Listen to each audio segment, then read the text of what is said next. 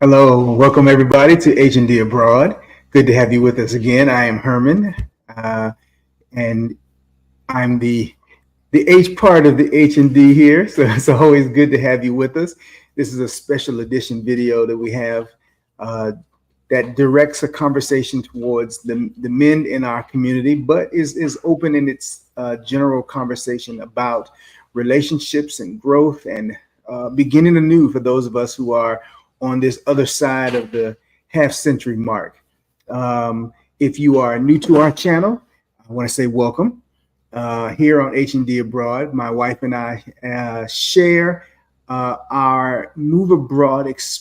Well, maybe I said it better.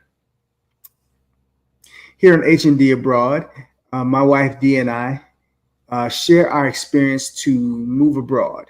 We haven't made that decision yet. We're still in the planning phase, but we wanted to give a in-person live experience of this process because it is an ongoing process. When we started this process, it was hard to find people who were still trying to figure out what to do. So we decided to share our experience.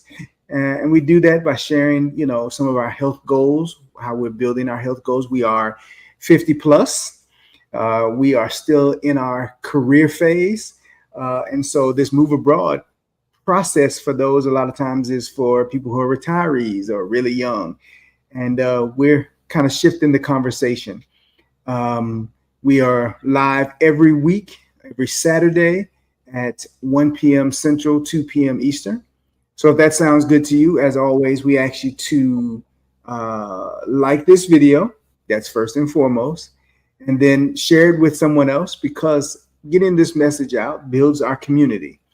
And as always, please subscribe to our channel. It is important to us having you a part of our community because we are learning in this experience directly from our interactions with each of you. And that growth has really impacted what is becoming the grow out part of this move abroad plan process. So we ask you, as always, to be a part of that community. This conversation today is dear to my heart because I'm sharing it with one of the people who's closest to me in the world. And we're going to share with you the way we talk when we get together. You hear me talking a lot about having, especially at this phase in my life, having limited people whom I lean on, put trust in, depend on. And my guest with me today is probably neck and neck. He just edged out by the misses, but we're going to bring him in. Big D. What's up, man? How you doing? Man, we taking it one day at a time. It's good to have you here with me today, man. I am so glad to be here, man, and I'm just looking forward to this. We've been trying to put this together for a while, Absolutely. but here we are. Absolutely. It's good to have you here, man. So a little context for everybody here. The doc and I have known each other since we were 6 years old. Well, I just did the math. Okay. And, it says 46 years. Yeah, see, wasn't supposed to do the math. Wasn't supposed to do the math. Yeah, I don't know if I should throw this thing away, but it's at 46 years. Yeah. That's almost as old as our younger siblings. So yeah. That's crazy. That's a long time. And in the lives of men, unfortunately, I think there are limited signs of longevity between us. We have people that we phase in and out over our time, which then means that we don't always have people who can call us to the mat on our stuff, who are thoughtful about checking in on us, who reach out to us when they haven't heard from us to make sure that we're still standing upright and not standing on our heads. And you have been pivotal in that. So publicly, I want to say how much I appreciate your brotherhood in my life. And likewise, I have not been alone in this journey. from the earliest days, man. You've been standing right there with me as a brother. And, publicly, I want to express my appreciation, man. We've got history. Yeah, And yeah, by God's grace, we continue to make new history. absolutely. I agree. We are Florida boys. So we grew up in the sunshine. Uh, we were roommates in college. Yes. For a little while, we were roommates after college. After college, And we were in each other's wedding. we stood next to each other in each other's weddings. So we know all the bodies are buried. Yeah. And, let's not talk about that on the broadcast, can we? yeah. There's a few bones here and there, but yeah, we have each other's backs for a number of reasons. So this conversation today that we're crafting, Dee and I have been talking about what our lives are looking like here at 50. A lot of our audience is in this age range, as well as there are those behind us who are looking forward. And one of the things the doc and I always talk about is our desire to be a part of a mentorship. That we can positively look back to men in our lives at various points, including our fathers, who impacted the decisions that we made. We also can look back at people who've come across our lives as men, including our fathers, who sometimes we banged heads with about the futures and the lives and the choices that we were making. Yeah, every now and then. Every now and then. And so we decided to just kind of sit down and chop it up, because there's a lot of new things happening at this phase in our lives.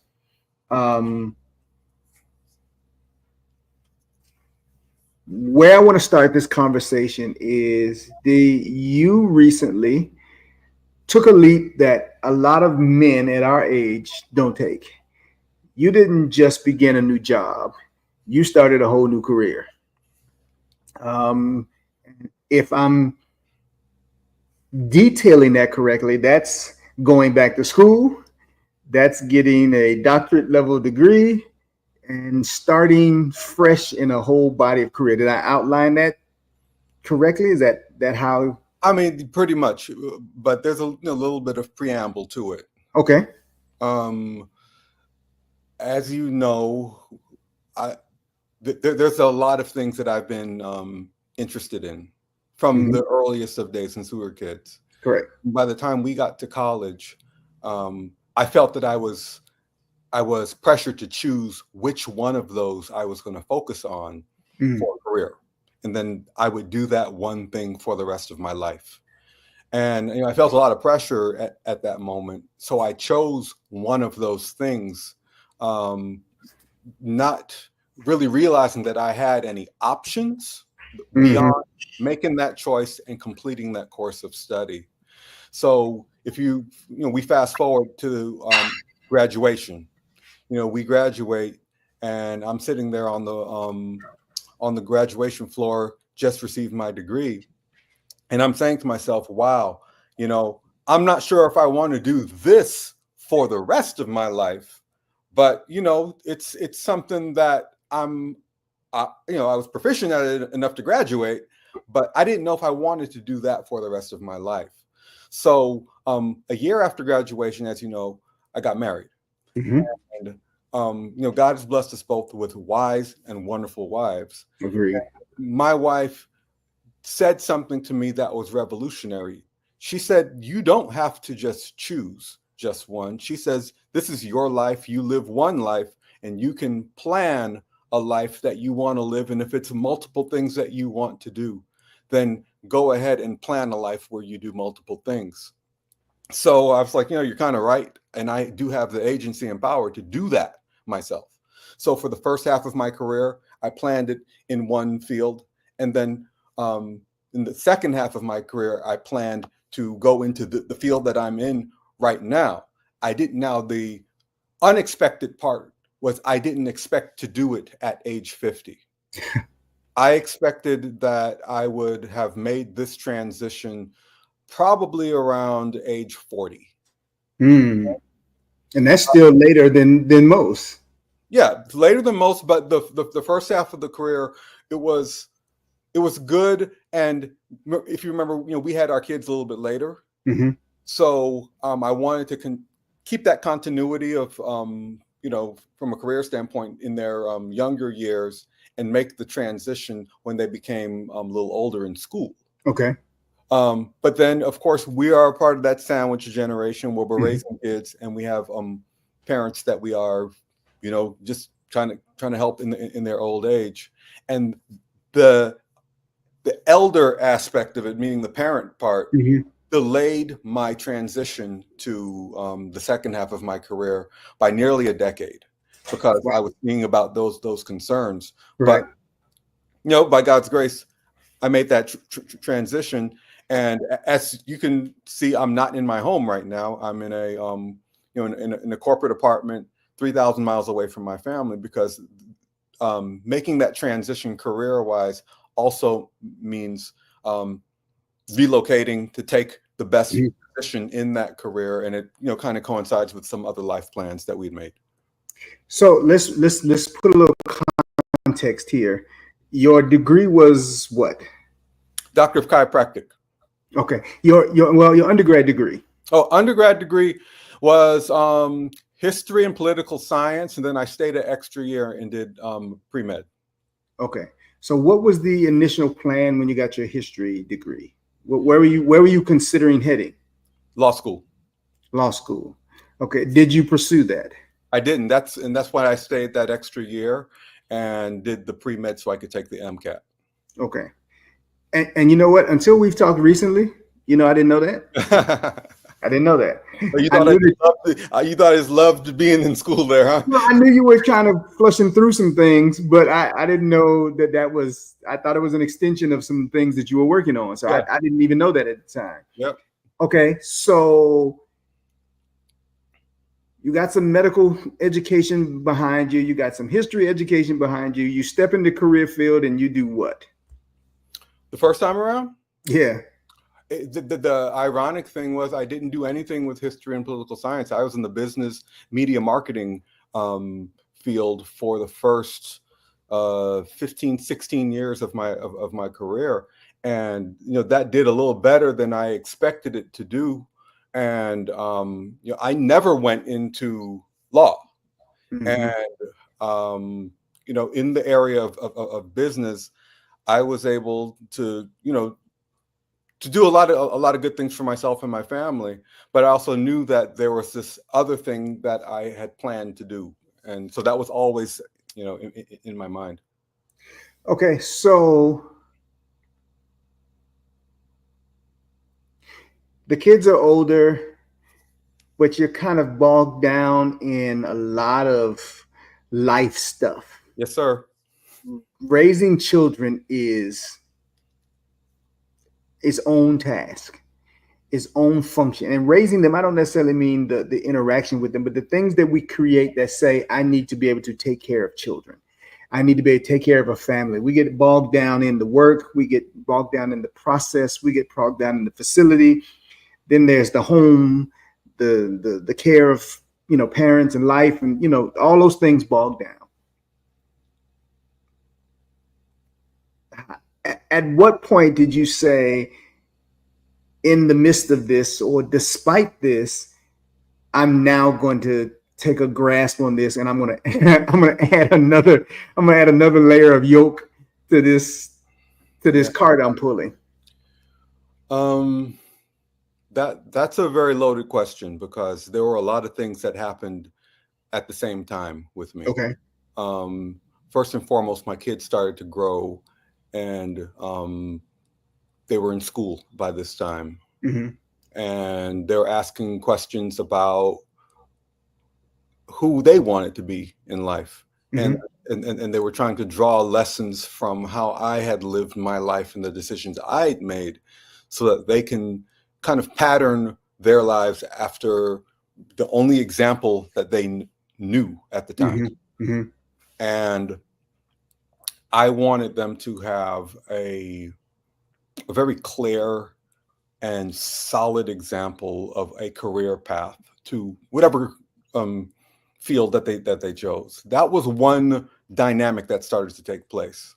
The other dynamic I mentioned earlier, that my parents started to get older and they started to require help. Mm-hmm. And when you see the mortality of the people who you love around you, you know, you're confronting different thoughts when you're, you know, I hate to put it this way, but walking with a parent as they're going through that death, Mm-hmm. um, Mm-hmm. Mm-hmm. that march, you know, Right. to the grave. You're thinking different thoughts. You evaluate your whole life a little bit differently, and that was probably the biggest catalyst for me. That um, our fathers are in the same line of work, Mm-hmm.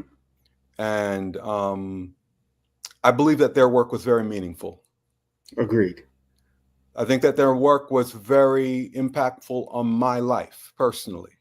Even though I did not choose to go into that same line of work, it was very formative to my character. Mm-hmm. And I wanted to make sure that I left a legacy and a mark on this world for good. And so that just redoubled my efforts to make this transition in the second half of my life, because, you know, the business marketing thing, that was for me. That was my thing. I felt that I wanted to do that, and I wanted to be seen and known that way. Mm-hmm. But for a legacy standpoint, for the sake of my children and what I will leave behind on this earth, I had to do this as well.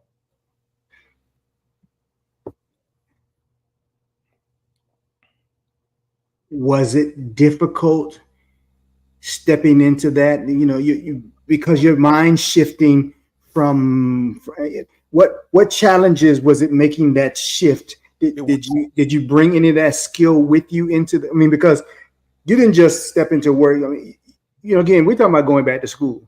yeah. Many of us, unfortunately, I think, sitting on the graduation floor at Mhm. 22.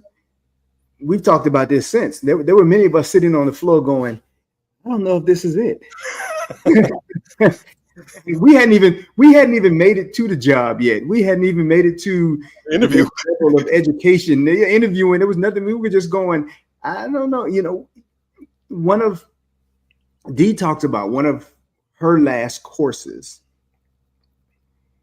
We were both psychology majors, and one of her last courses, the last semester of her last year at our alma mater was, so you think you want to be a psychology student? It wasn't a class that was a freshman year class. It was a class on the way out the door. It's kind of late to be asking that question. But I realized there were so many things that were asking us at the back end that if they had asked us at the front end, we would have thought about it differently. We would have evaluated our lives differently. So you're talking about sitting back into the classroom and in a medical field, nonetheless. Mhm. How was that transition? How did you work yourself into that psychologically? Um, very carefully, because when you're in your mid 40s, um, entering into a classroom again with kids, literally kids who are half your age, Mm-hmm. you you wonder a lot of things. You wonder, you know, does your mind still work the way it did, you know, 25 years ago? Mm-hmm. Does your you know, are you going to be viewed in a certain way? Will you be successful? You Mm-hmm. know, and even if you pass Mm-hmm. all these courses, what are the career prospects for you um, after graduation? Mm-hmm. Someone who's midlife, and I would be lying to you if I said that I went into this just in a cavalier manner and didn't think about those things. I did. And I prayed about a lot of these things, and a lot of these things that I've done that you've seen me do with my life. It's as a result of prayer, and I let Providence open and close doors for me. And when the door opened and the opportunity was there for me to return to school, all of the conditions were right. The stage was set. It was handed to me on a silver platter, this opportunity, and and the only thing that was missing was my willpower and my determination. And so when I went into school, um, the the floodgates of blessings just began to open. The grades were there.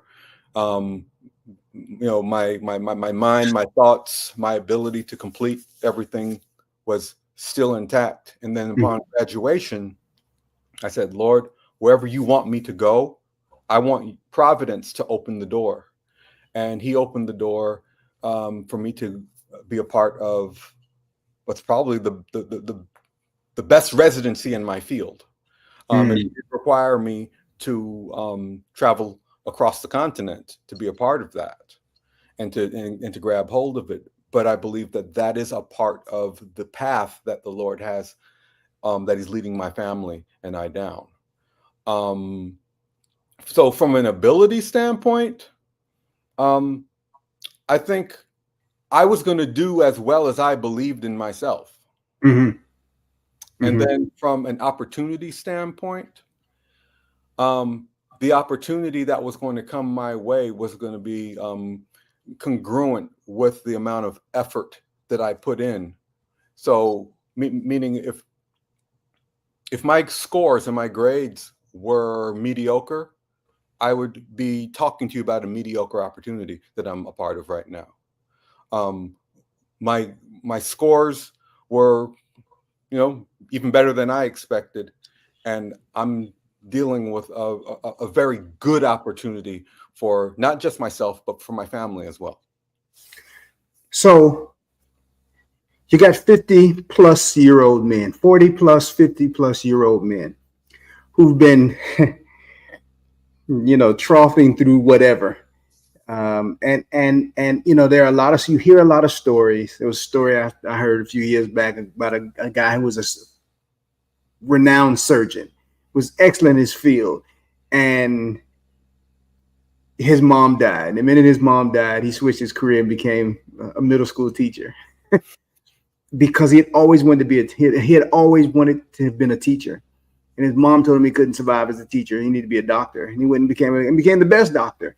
But in the midst of his success, he wasn't satiated. Yeah. He wasn't satisfied. Often at this point in our lives, there's a lot of planning to decline in terms of our employment, our engagement in the work field. We're trying to look at another, 15 years, either because we're told to, or the job only let us go so far, or we're just burnt out. We've burned the candle at both ends. Yeah. I'm finding that a lot of gentlemen who are getting the bounce at this point in their lives are doing so because they are latching on to something that brings them joy. Something that I try to share with the ladies in our audience is that men identify with our work. When people say, "Who are you?" we start off with what we do.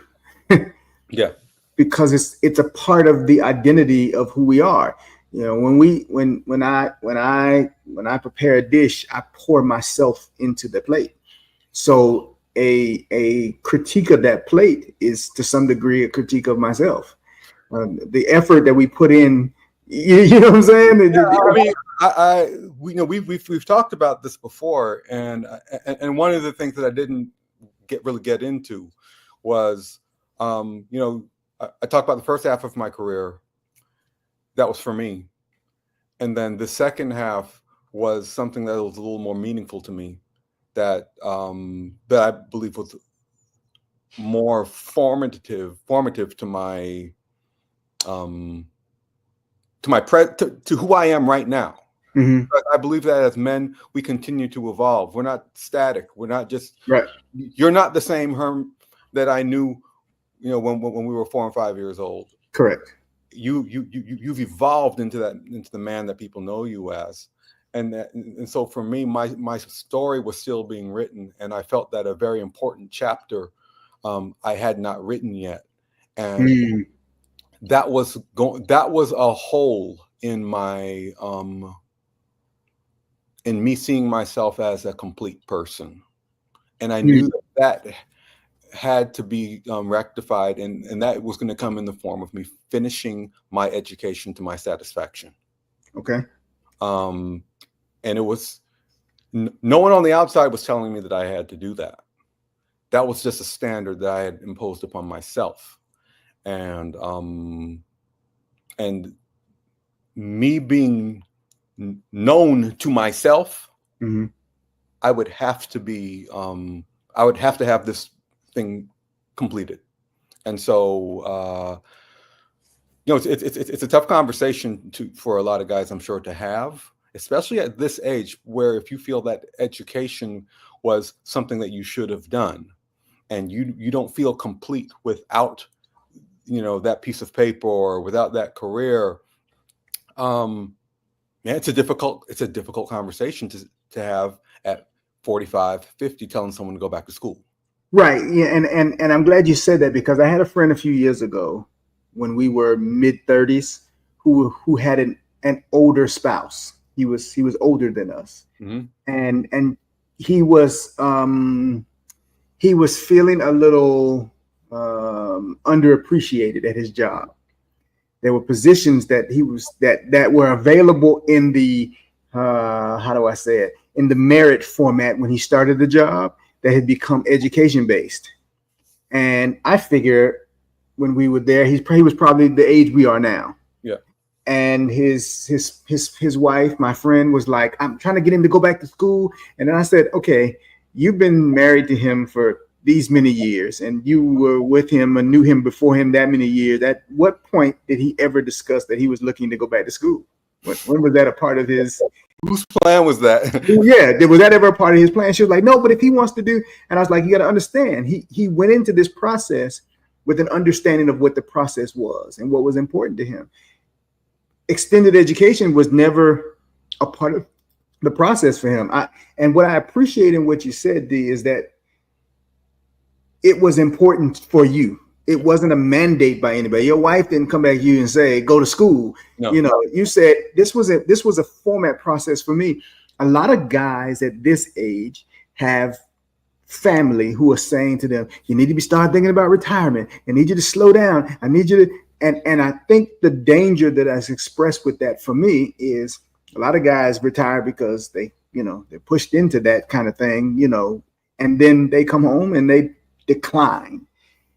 There's an energy, there is a life that is a part of engaging in something, regardless if anybody else understands, if it's important to you. And again, don't misunderstand me. We should not work ourselves to death to prove that we're enjoying life. But I think there are some people who working hard brings them joy, or being involved in a process. I just got to tell you, I mean, from a retirement standpoint, in the way that you and I know retirement to be, I'm not there. I'm just simply flat out not there. Would I like to have more days off and more leisure time? You bet. Yeah. Okay.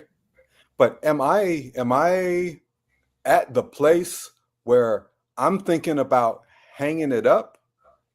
No. Yeah. No, I am not there.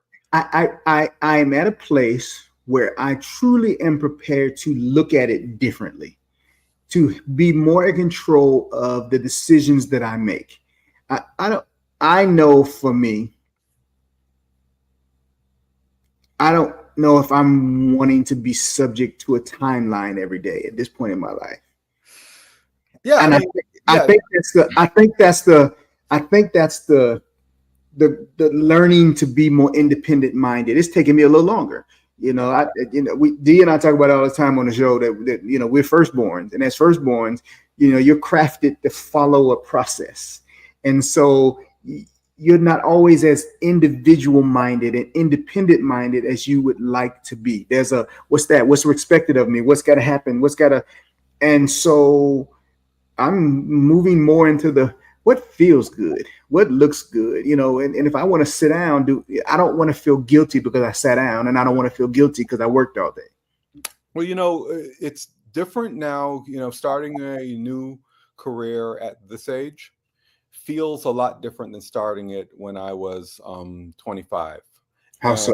And one of the things that is the most different is I'm walking into this field with so much confidence in who I am and my identity and what I want and what I'm willing to do.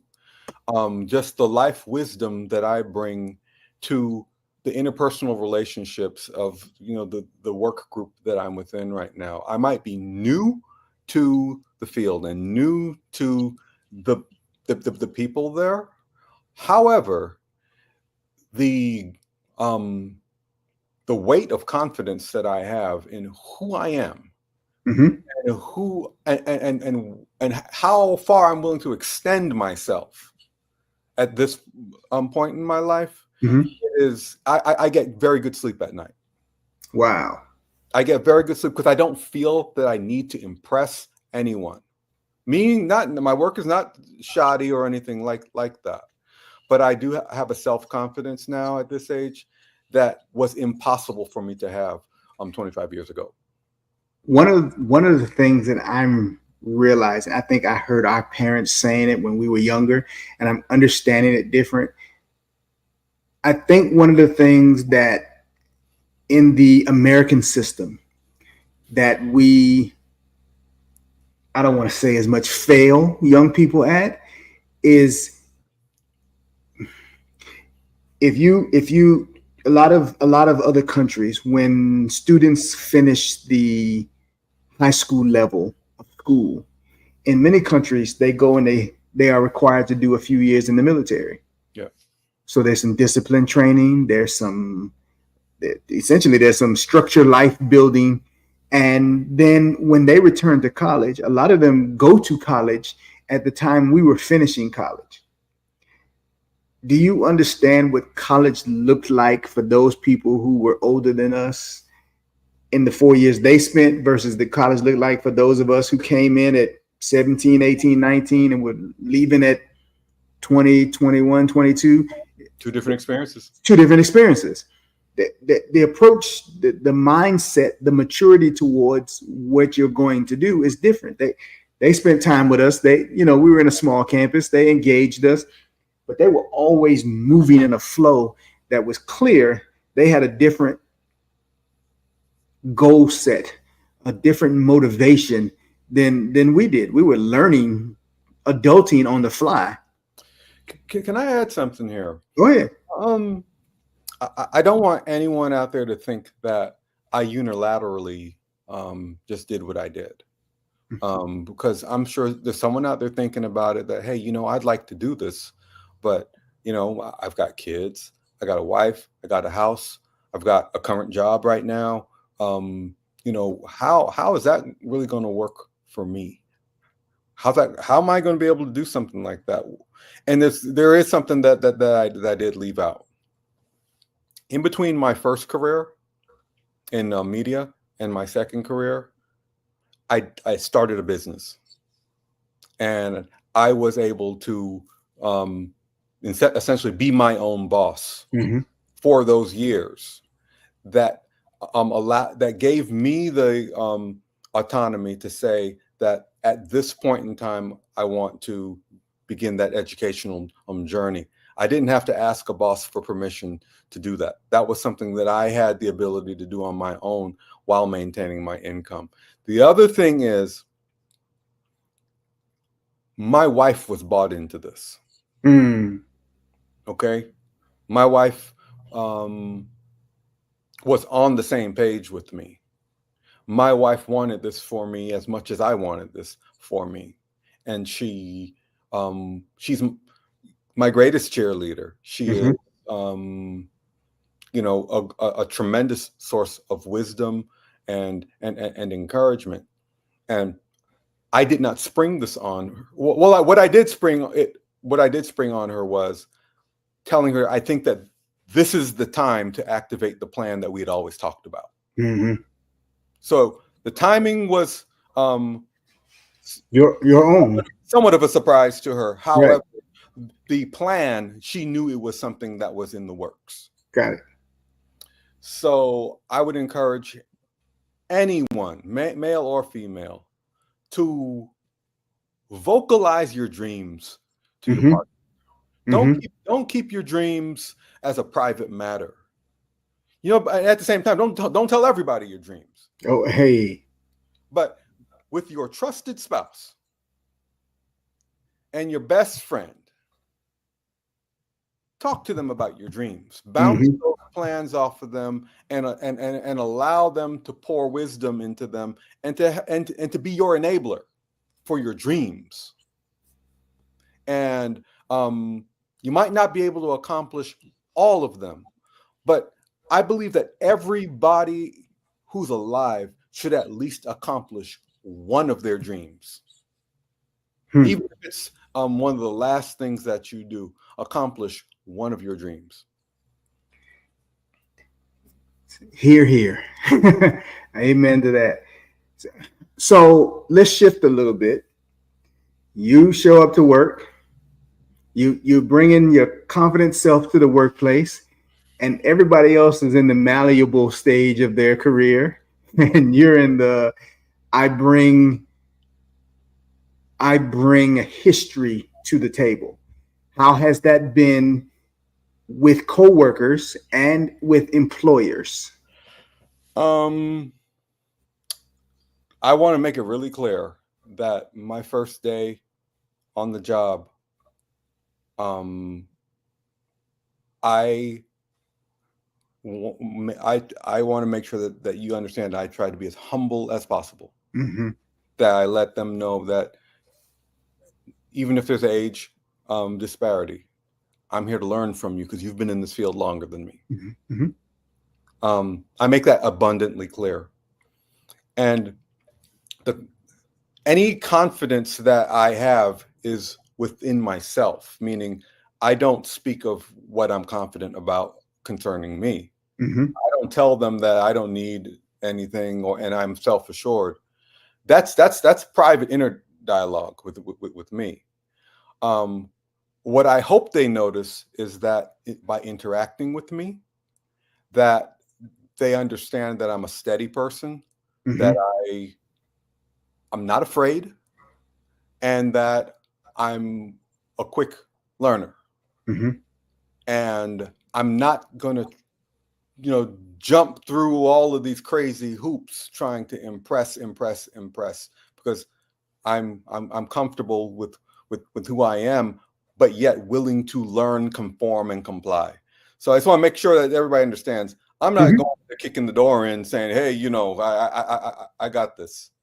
No, I think that there's a lot of humility. And I want to emphasize, if you're not humble, it's going to be really hard for you to, at age 50, walk into a job as the new guy, as entry level. Because even as a doctor, your first day on the job, you're entry level. Yeah. Okay. You're the new blood there. You're the rookie. You are the rookie. Absolutely. No matter what that paycheck is saying, you are the rookie. Right. No matter what happened in your past, you are the rookie. So if you have a problem humbling yourself and taking directives and doing the hard work, it might be hard for you to make a career transition because when last time I worked in a tiered, structured corporate environment, I was in senior management. I was given instructions. I was hiring and firing. And now I'm not in that position right now. I'm new in my field, and that was an adjustment. That was definitely an adjustment.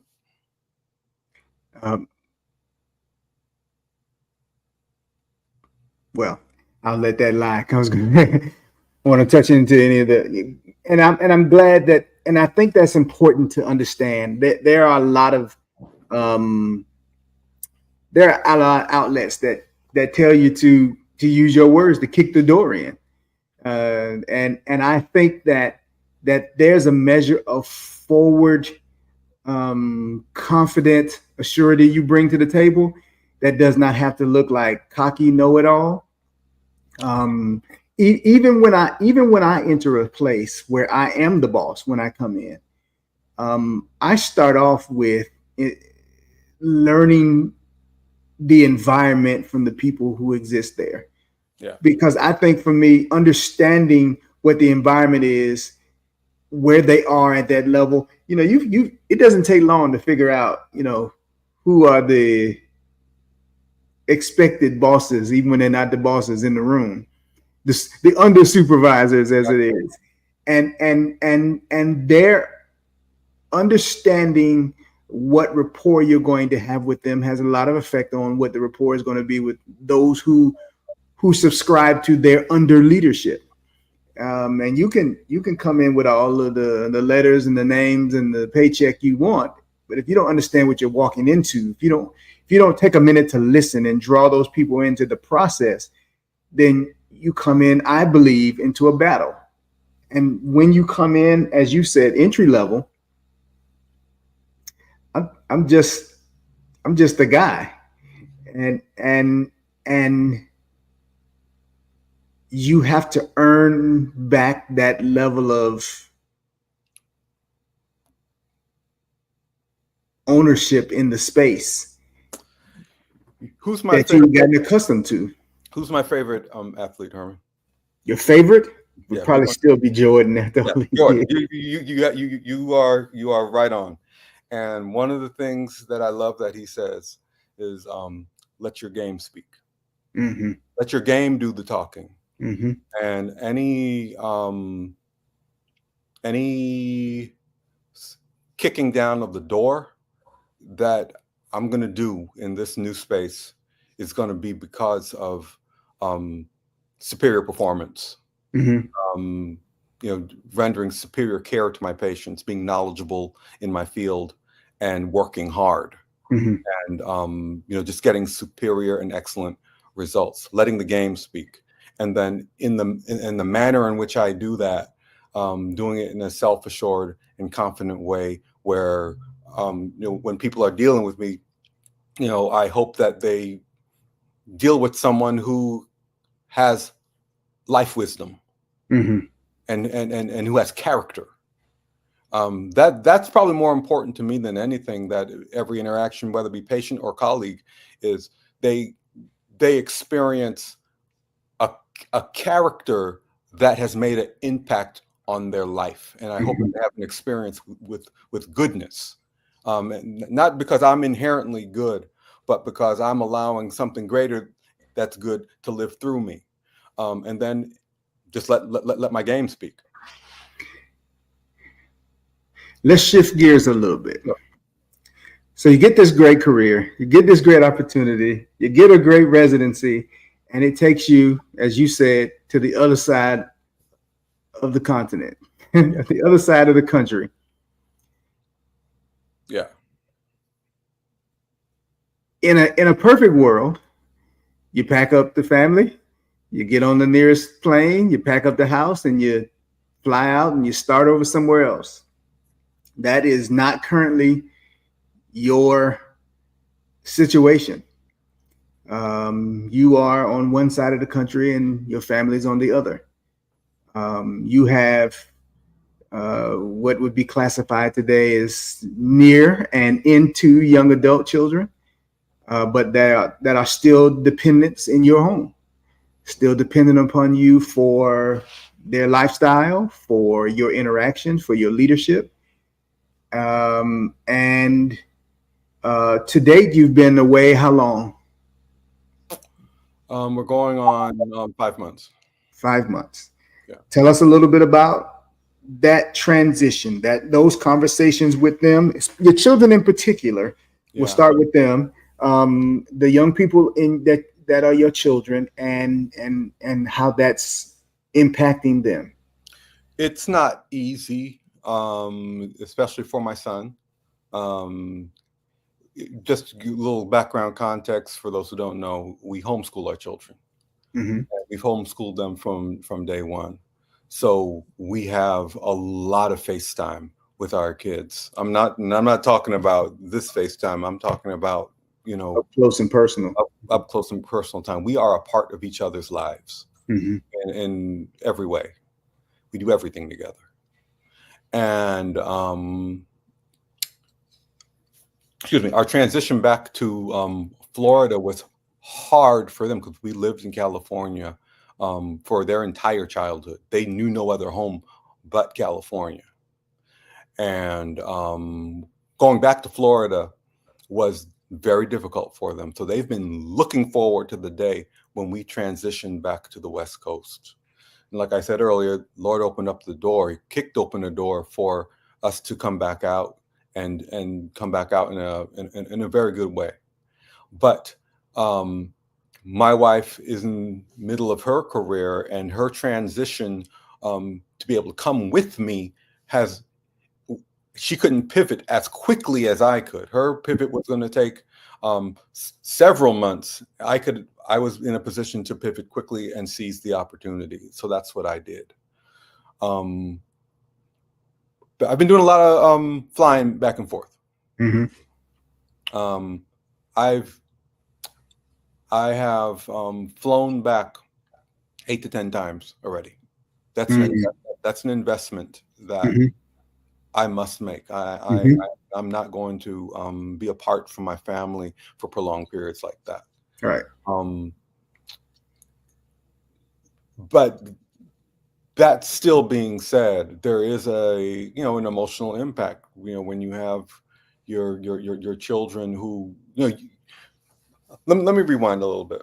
It Mm-hmm. made me realize the value of a father in the home, Absolutely. because the house isn't the same without us. Mm-hmm.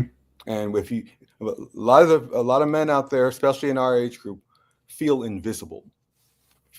They feel that they're not seen, Mm-hmm. and In their homes. in their own home. In their homes. If you don't think that you are seen, felt, and your presence is noticed, step outside of your home for a space of time, Absolutely. and you'll see how much you are appreciated, how Mm-hmm. much you missed, how vital your presence and personality is in your own home.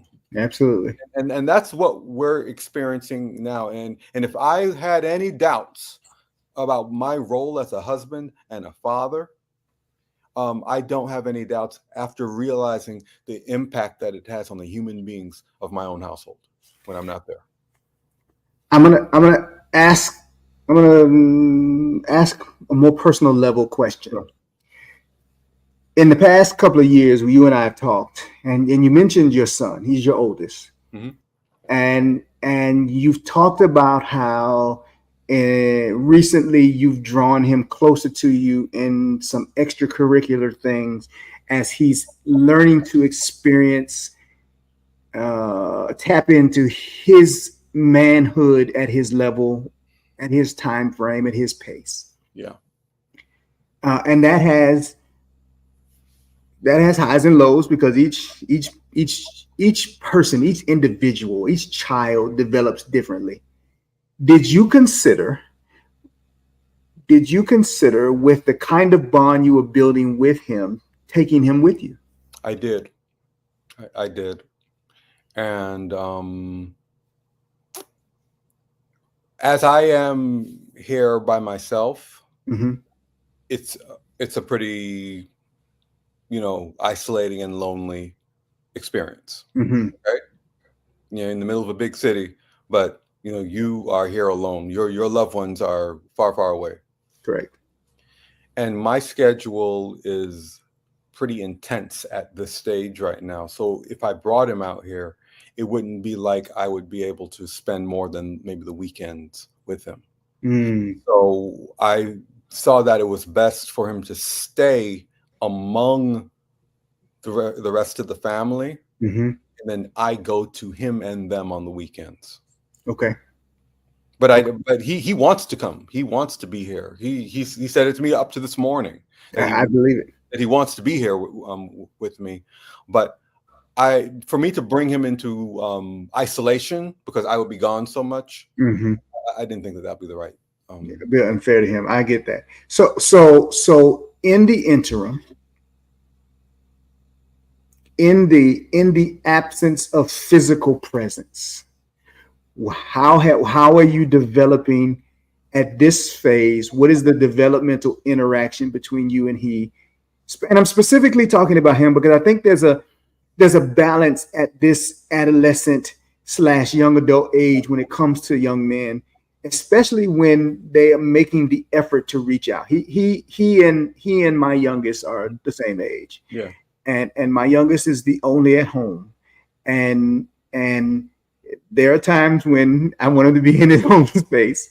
And there are times when he's expressing things that I'm kind of glad he's close enough to me to say them to me directly. Yeah. So in the interim of this transition, how are you engaging him in a way that maintains this relationship build you've been having the last 2 years or so? This is our conversation this morning was specifically on this point where he too recognizes the void with me not being there. And I am empowering him to fill some of that void where he is now being challenged to think like a man and to think like a provider, to think like a protector, to think like someone who, you see more than you can say. And that was kind of what we were talking about this morning. He said something that probably he should have kept quiet on.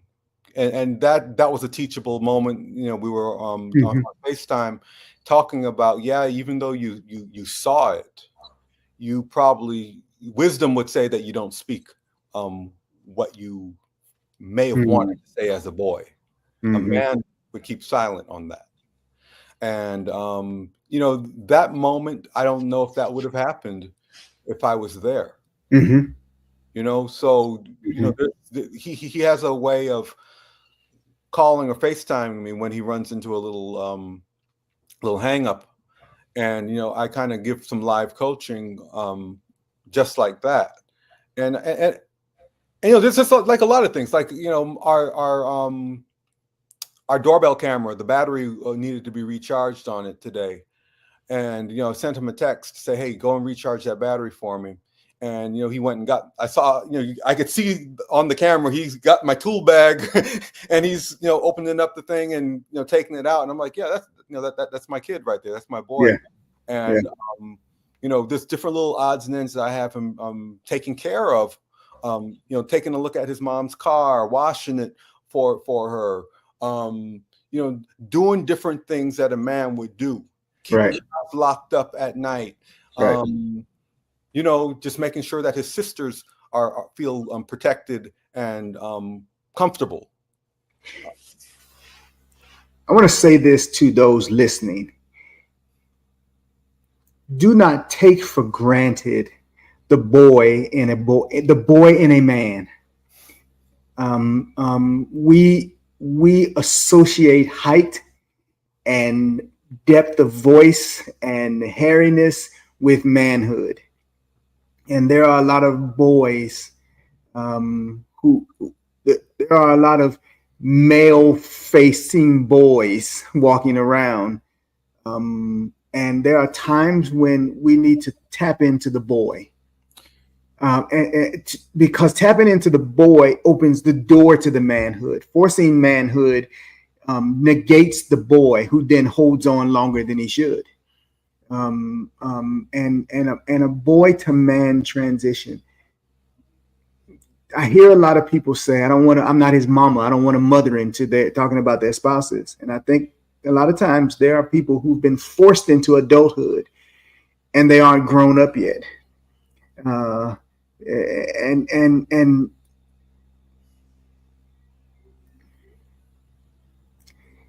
there are signs in celebrity world of all these grown men acting like children, hanging out with children, and you can draw the pictures to whoever you want to on that.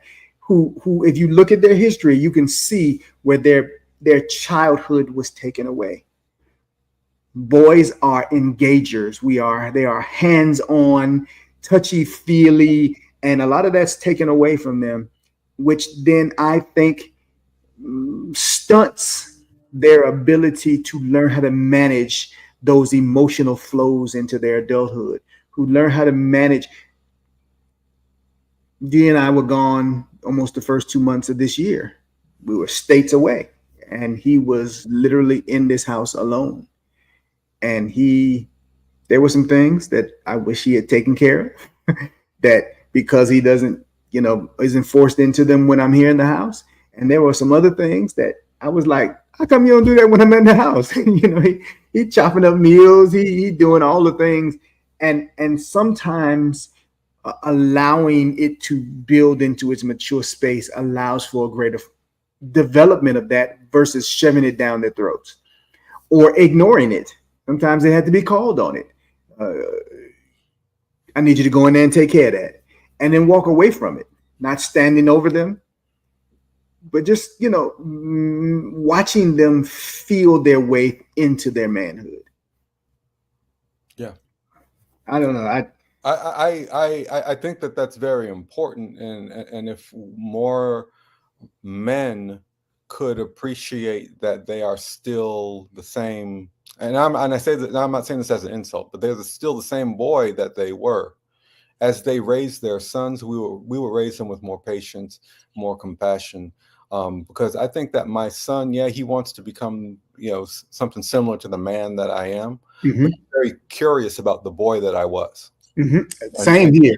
And he wants to know more about that. And honestly, the most questions that he has for me is about the boy that I was. And the funny part about it is it's disarming, because we shove that to the background. Yeah.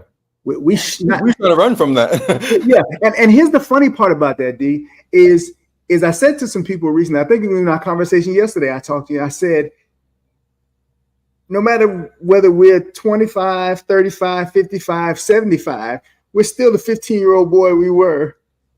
We're still the 10-year-old boy we were. There's a part of us that's still that kid. And it is a source of joy and a source of frustration for us, because people don't understand that, don't understand the boy in us. Yes, we're men, but there's a joy in doing some of the silly things, quote unquote silly things. There's a joy in doing some of there's a video of grown men doing frolicking. I don't know if you've seen that video. There's a video out. Go look that up later. There's a video out of grown men, and it talks about them frolicking. So they're skipping through the field. They're running around with their arms. And it's a bunch of black men. And so it goes from one man to the next. And you can see at first that they're doing it, but there's sheer joy in just running in the wind like a kid all over again, with a kite strapped to your back kind of thing. And I would dare say, if we reclaimed some of that, more of our days in the drudge would lift up. If we could reclaim some of our boyhood more often. And I think that's a lost art. And I think that that's something that I think that we really should tap into. Well, I'm about to light things up a little bit with this statement, but how many of our significant others, our wives, girlfriends, how many of them still give permission for that boy to exist? And there's a flip side. Do I give permission for my wife's inner girl to still exist? But that's the question. But I also think that some of that is self-inflicted. I have a 21-year-old coworker who rides with me sometimes in some of my part-time work. He played baseball in high school.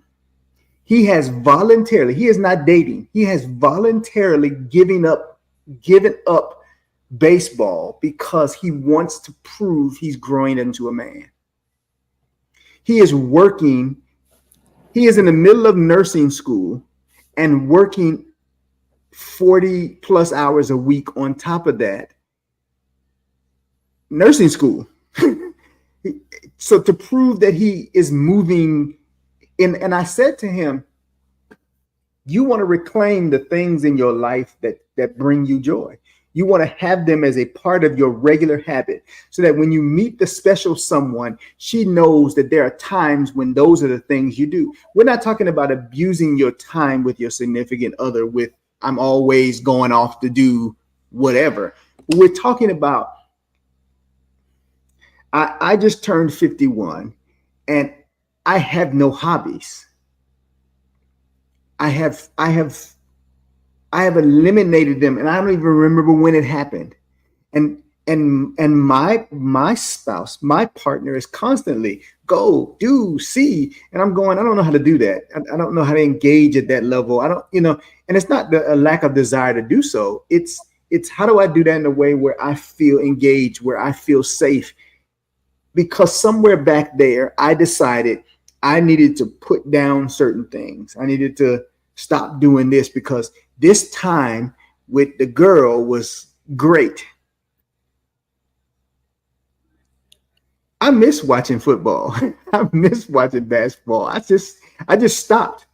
My wife loves sports, so she didn't do that to me. I did that to myself. Yeah. But I also think that our expectations of what we're supposed to be doing in a relationship and little key things that happen when we're dating do affect that later result. There are trust issues. From partners saying, how important am I to you? Am I as important or more important than your thing? And I think there's ways to express the importance of your somebody without the demise of your something. Yeah, I think that there's some brothers who are going to be scared that their hobby, other interest, is going to be threatening to their spouse, and so they feel the need to put it away. And she didn't even say so. Correct. Maybe some men feel that, well, these are concerns of boys, or this is something I was concerned of in my boyhood or in my youth phase, and now I need to become more serious as a man and just kind of make my life serious across the board and sanitize it of the joy and frolicking, like you said. But the ironic thing that I've found is that as men, when we clean and sanitize our lives of the joy and the some of the lighter aspects of our personality, there's a day that the spouse comes to you and says, I'm not sure if I recognize you anymore, because when I met you, you had joy in your life. You had interests, you had dreams, you had plans, and you had a space in which you could go to relax and to be yourself. And I don't recognize you as this stressed out, serious individual anymore. Correct. I my personal experiences in my younger years, a lot of people knew me for music. Okay, that was like my extracurricular thing that I did. When I got married and started having kids, music was gone out of my life. But a time came when I realized that not having that space was having an effect on my personality, Mm-hmm. quality of life. I didn't have anything for myself. And because I poured so much into my family and into my spouse and into my career, but I didn't have anything for myself. And when music came back into my life, that's when a lot of clarity and balance and it's just some of that same boyhood joy, just the ability to imagine and to dream returned. So I'm glad you brought that up. I think that we should, as men, have that space, have that hobby, have the thing that keeps your connection to your youth. You You have, remember who you were. yeah, because you still are. Still are. Because you still are. All right. So last touch point here. You're away from your family. You are away from your spouse. Have mercy. We really gonna talk about this on the live stream, bro? Yeah, we're gonna pull it out last. They've been waiting on it. We're gonna we pouring out for the last. Here we go. and anything that's edited in this video, this is not it. When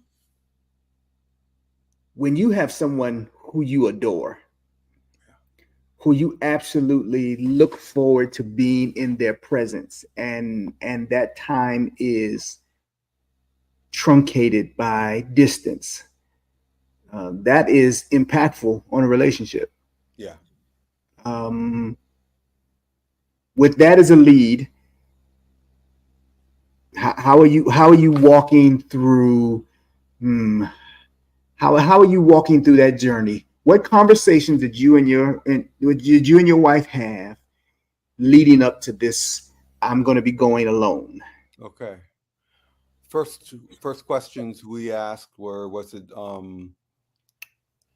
God's will? Was that, are we making plans in our own minds, or are we doing something that's according to his plan for our life? And once we were clear that this was an opportunity that he wanted for not just me personally, but for me and my family, for my children, for our future and for our salvation, I became much more comfortable with the idea of time apart. The next set of conversations that we had were between she and I. Can we handle this? Meaning, the pressure and strain that it's going to put on our relationship, is that something that we can and want to withstand? If you remember, before we got married, we were apart for 2 years, where she was back home in I think it was New York, and that's when you and I were living together. Correct. Yeah. Correct. So I knew that we could survive time apart. Okay. Because since then, our relationship has only gotten stronger. Okay. So we ask ourselves, okay, is this something that we can do? Yes, we can do it. The next thing we planned is, how long do we want to do this for? Like, if I activate this plan to go west, do we have a plan in motion to get us back together in a reasonable amount of time? And then while we are apart during those months that we plan to be apart, what do we plan to do to maintain the to continue to water our relationship, to continue to feed into our family, and to be a presence in our lives? Are we willing to make investments to do that? And the answer to those questions were yes, yes, and yes. So our particular plan was to limit the amount of months that we were apart, where we pretty much know how long that time period is going to be.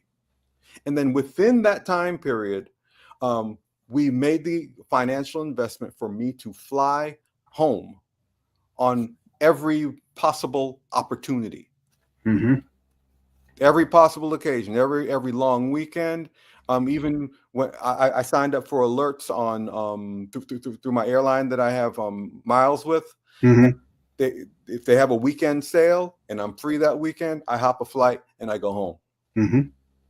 Sometimes those flights are as little as $200, $250. And I say, well, I'm making an investment into the happiness and well-being of my relationship. Now, one of the things that is difficult for us, just like tonight, it's I don't know what time it is. It's almost 8. It's almost 7 o'clock your time, and it's almost 10 o'clock their time. So that time difference is another layer of separation, because it's like we live in 2 different days. So to answer the question, is this something that I would recommend for everybody? No, not everybody can handle this. Not every relationship can handle this. I want to be very careful how I say this, but the Lord has blessed me with a tremendous amount of patience and self-control. And some of the crazy and wild things that some guys would do if they were 3,000 miles away from their wife and their family, that's not even an issue here. I miss my kids. I miss my wife. And just like I said to you yesterday, somebody needs to bring me my woman. I think where we started off in the conversation was, you said 50-year-old men our age should not be away from their wives. It's not good for a man to be alone. Okay? And that's something I'm very proud of, that I am in love with my wife, that I've been given, that I want to be in her presence. I want her to be in my presence. I want my children, I want them surrounding me at all times. But at the same time, man, I am motivated here to accomplish great things for them, to lay a foundation so that when they get out here, they say that it was worth it. They say that Daddy worked hard. He made all things ready for us to be here, to be comfortable, and for our lives to continue without any lack. So I'm motivated in that way. So, challenge question. In this Move Abroad community that we are part of, there's often the conversation about readiness between partners to make the move. And there are factions that tell people, if this person isn't ready, you should go without them. Often, to be direct, that is often wives to husbands. What we did not know when we got married is our wives continue to evolve in various directions.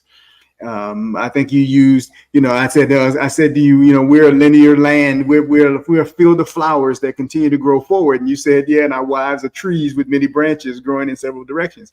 And that's not a criticism. It's just you aren't aware that transformation is a part of their development. And so then as that's happening, there have been people who've been encouraged to go without them. If he wants to be there, he'll get there. He'll do what he needs to do. How do you feel about that? In relationship to the process that you're working, is that a comparable process? Or do you see that as something different, and why? No, I see it as very related, to be almost one and the same. I don't want to give anybody any delusions that in even the happiest of relationships, that there isn't a time when my wife has to give me a kick in the butt, or I have to give her a little kick in the butt. Okay. And the way that kick in the butt is done within the context of a healthy, happy, loving relationship might be a little bit different than with someone who is frustrated with their partner and is ready to go on without them. Agreed. Okay? Because that conversation, that concept of going on without my wife or her My help need, my partner. That's not a thing. That's not a concept right there. But the kick in the butt, though, is a real thing. And I want to kind of talk about the nuance between that, because if my wife told me that whether I like it or not, she's going to be leaving this country without me, now I give her all the space and permission to say that. If she's saying that I feel that our lives are in danger, that myself and my children are going to be somehow harmed or killed, and sir, you don't see it, and I'm going to move and go without you, I guess I can. I appreciate that. Agreed. But if we are talking about, just the course of life planning, and matters of our prosperity, matters of what is more pleasant and convenient for us as a couple and a family, but yet we're talk of separation and the threat of separation being a motivating factor. I'm not going to talk for everybody else, but that's not a thing in my relationship. Correct. Understood. It's a challenge for me, because one of the things that we share, one of the reasons that Dee and I do this, is because we want to share that this is a difficult conversation. Yes, I've said before, she came to me and said, I want to move abroad. Anything she wants is on the table for me. There's no, because I don't believe she comes to me with irrational, impulsive decision. So for her to come to me and say, this is a desire, I would dare say, even say, this is a dream of mine, then I'm alert, because what's important to her is important to me. Yeah, you enable her dreams. Right. Where I think we get bogged down, where we personally get bogged down is, I share all the time, as men, we directly or indirectly, we are given a blueprint of what our partners want our lives to look like. And we architect that blueprint with as much proficiency as we are capable of in each of our individual manhood. And when that blueprint is threatened to be set on fire because there's now a new set of blueprints, we're confused, because we invested in the construction of this project that we talked about as children, which we now know at 22 and 23 and 4 and 5 year olds are, as young people, and outside of, as you said, a very distinct, harsh reason for moving. There's often I don't understand what we're doing here.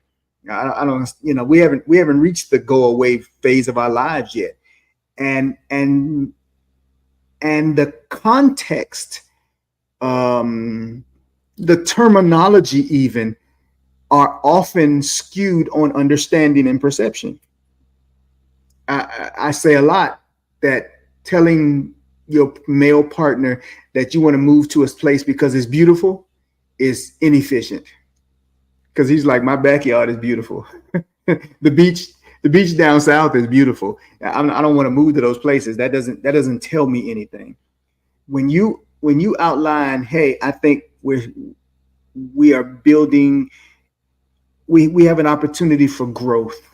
We have an opportunity for better connection, for better health, life, balance, safety options. And again, there's another word that's different. We talk about that a lot. You go back to watch our videos. We talk a lot about the difference in the understanding of safety between men and women. We sit with our back to a room, with facing the room, because we want to know what's happening in the room. That's a male thing. It's safety. safety for a woman is more entrenched in a peace, in a calmness, in an area. We feel calm when you feel calm. Yeah. We feel safe when you are protected, and when we know that someone's not going to climb into our space of our building and attack us. And so those terminology things are as important. And what I want to encourage is that you continue the conversation. Those conversations are difficult, and a deeply engaged partnership can work its way through communication barriers of male versus female, because the desire to understand when someone is expressing the importance of something, as well as the desire to make it understandable when you're trying to express why something is important. And I think it goes both ways. I would just add in there though, Herman, when people are working out between man and woman, the communication, when they're working out the communication issues, working out the planning issues, working out the differences of opinions, especially when it comes to a big move like moving abroad or a career change. One of the most important things that you can invest in is taking the time to make sure that each party knows that there is a foundation of love, mutual respect. Agreed. And that when we speak, and if I say something that sounds questionable or crazy or that offends you, I want you to know that you have the permission to clarify, and that you give me the option and the privilege of restating. So, because the presupposition needs to be, I am not here to do you any harm. Correct. I'm not here to insult you. I'm not here to threaten you, and I'm not here to impede you. We love one another, and we are building something together. We're trying to build a life abroad, a life here, a new career, a family, whatever it is. We're trying to build wealth, whatever it is. I see too many people, too many couples trying to embark upon these complex, higher level life planning conversations, and they never establish that they mean no harm to one another. And so they are offended and misunderstood. They will assume the worst in their partner's statements. Correct. And you never get to the meat of the planning, and you never take the steps forward because you're dealing with the either real or imagined offense that took place while we were just trying to discuss it. There's too much trying to win. Thank you. This is not a contest for who can force the most compromise in a situation. These are too complex. Right. This is a conversation about how do we find ourselves to the middle? How do I hear both your dreams and your concerns? And how do I not only hear them, but how do I share in them? As well as I feel confident enough to express my concerns, my apprehensions, as Americans, we are taught stereotypes and superstitions about the rest of the world. We are taught stereotypes and superstitions about simple things like our relationships. Your partner ultimately is out to get you. It seems to be an underlying theme, which isn't the truth. It's not the truth. It's not the truth, especially if you go into it with the desire to learn. Watching you make this transition at this phase in life, I want to say to you how proud I am of you, how excited I am for you in the process, and how how empowered I feel watching you do this. You've been in the trenches with me through various levels of individual struggle. And, you know, people you believe in, there's no doubt you're going to make it over. That's never a concern. Yeah, I was never concerned on whether or not you can complete this. That was an issue. It's to pick up the mantle of do over without, regardless of the preparation and the planning and the mindset for it, to literally pick it up. It's time for me to re-up a few of my certifications, and I'm pretty sure I know the information. But that's something you have to commit to. That's something you have to, because, and then there's the why am I doing it? I could simply get these things and hold on to them. I got to plan for them to be purposeful in my life. So I want to say that I appreciate engaging me in this walk that you have. Right now, there are gentlemen out there trying to recapture their purpose. And we had this conversation because I wanted you to know that there's, first of all, there's no too late. There's no too late. As long as you are breathing, you can find your purpose for yourself, your joy for yourself, the craft, the thing, that's something. And it doesn't have to be anything major. It can be something that you simply, you know, you breed dogs, you go down to the local soup kitchen and you volunteer. It doesn't matter. It has to be something in which you invest time that reinvigorates you into life. Yeah. Because I believe an invigorated man is an energy space that affects like a sunbeam in every direction. Absolutely. And a man on the flip side of that who is not invigorated is a black hole amongst all who he's around. He will suck the energy out of everyone.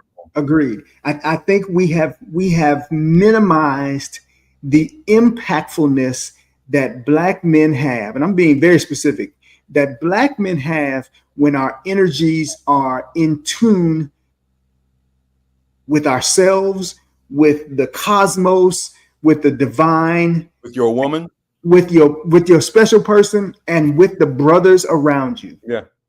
And so I respect and appreciate the energy output that you have shared with me personally, and that you've taken the time to share with us on our program today. Awesome. I'm very glad to be here, Herman. And let me just tell you, likewise, you have you've been an inspiration in my life. You and your wife, your children, your parents. Oh my goodness. Your sister, just who you guys are at your core has just ministered to my soul, to my spirit. And I'm glad that we have this public forum just to kind of share just a little gist of the blessings that friends can be to one another. Absolutely. The wisdom that can be exchanged. I hope that there's something that I said here that makes a difference in somebody's life. I know just hearing you speak has been, just energizing to me. What you and Danica are doing has been very informative to Alicia and I as we make similar plans for, a life abroad. It's a process. It's something that we've been working on for a long time, and Rome wasn't built in a day. Absolutely. But I tell you what, though, Rome was eventually built, though. Yeah. Yeah. And that's what I would say to everyone who's working on a plan. If the man upstairs preserves your life and you are alive 4, 5, 10 years from now, would you have made the necessary progress on your plan? Whether it be a career, whether it be a home abroad, whether it be wealth building, whether it be the integrity of your relationship, an investment into your children, or all of the above. If the Lord preserves your life, what progress are you making daily towards each and every one of those goals? I just leave you with that. Appreciate you, my boy. Love you from my heart. Yes, sir. Same here. We are H&D Abroad. Thank you for this time that you've spent with us here on this channel today. Please do not forget to like this video. Please subscribe to our channel. And as always, we'll be around. We'll see you soon.